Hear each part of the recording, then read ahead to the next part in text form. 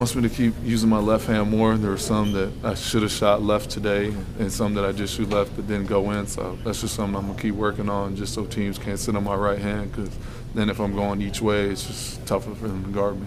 Reid, I think you played 37 minutes today. Did you feel worn down or anything at the end, or did you still feel pretty good? No, I felt good.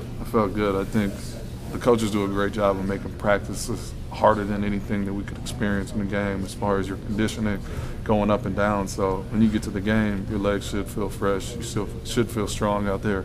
And that's what I felt like. I mean, they pushed us a lot in practice this week, so I felt good. Reid, how much can Ashton change the energy of a game? How much did he change the energy of today's game in that second half, the way he defended? It changes a lot. I mean, he just disrupts the other team's offense and puts them in uncomfortable situations. So it helps us a lot knowing that there's a guy on the point that's up there just making the point guard think, and it makes our jobs easier. So it's nice when he can come in and just provide that energy. What does he do? How does he do it, Reid? How does he do this disrupting and having the opponent thinking instead of playing?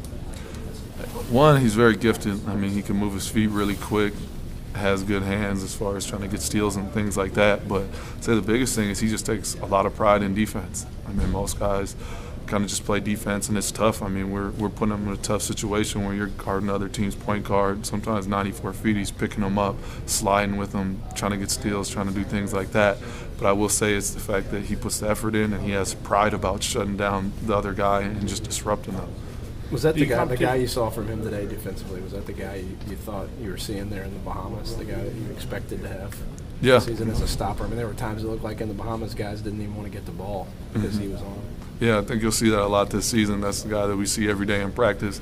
It makes it tough on us to even get into our offense sometimes. So if he's able to do that, he's able to create energy. I think you'll see a lot of runs on the back of him just because he's able to get us a lot of defensive stops. You guys showed a lot of resolve today and hanging in there and fighting hard. Was this kind of game that y'all needed in order to have to really play hard against a competitive team and win?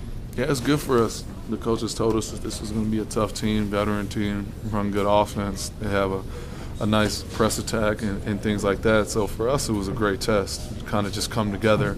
We needed a game like that kind of going into this next stretch of games that we have where we kind of come together and battle and just show that we've gotten better each week from the things that we weren't as good at as the first games of the season. So it was a good win for us. Reid, Coach Cal was saying that the decision that the coaches had to make was Alonzo score 60 or we put Ashton on. How much of an exaggeration is that, do you think, the 60? Or I mean, what does that say, do you think? Man, I don't know if he'll score 60. He's a talented scorer, good player. We knew that coming into the game, and he showed it. I mean, he can score in a lot of different ways, but it's nice that you have a guy like Ashton that he took it on himself. He didn't start on him or anything like that, but we knew that once that guy got it going, put Ashton on him, he had some success, and he really took a lot of pride in trying to stop him and shut him down. And we knew that was going to help us win the game if he could do that. Seemed like the biggest explosion, both from you guys sort of celebrating a moment as a team and the way the crowd made noise, was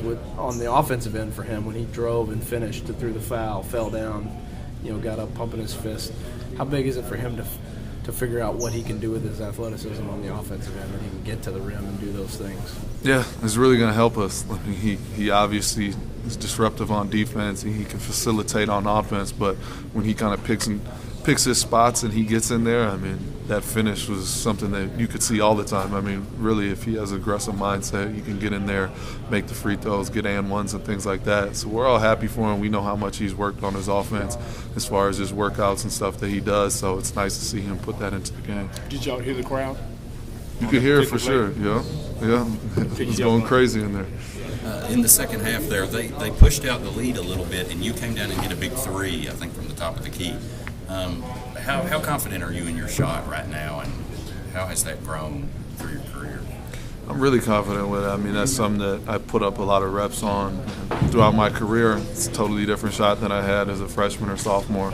Reconstructed it completely and really just had to build up to now I feel comfortable from out there from deep when I get it, if guys are playing back, to put it up. I mean, I'm not going to put up a lot of them, but I do feel like when I'm open, it just makes guys come closer. And I think you saw that a couple plays later, the guy had to jump out and was able to get a rip right down the middle and finish it. So it's just going to help our team if I can just prove and make people come out more and guard me out there, it's just going to help us. And that goes for all our bigs. I think we're very talented in that sense that you got to guard us out to the three-point line, and it just opens up fouls and just get into the basket more. What did you have to do to steady things during the second half when you all were down by like 5 or so?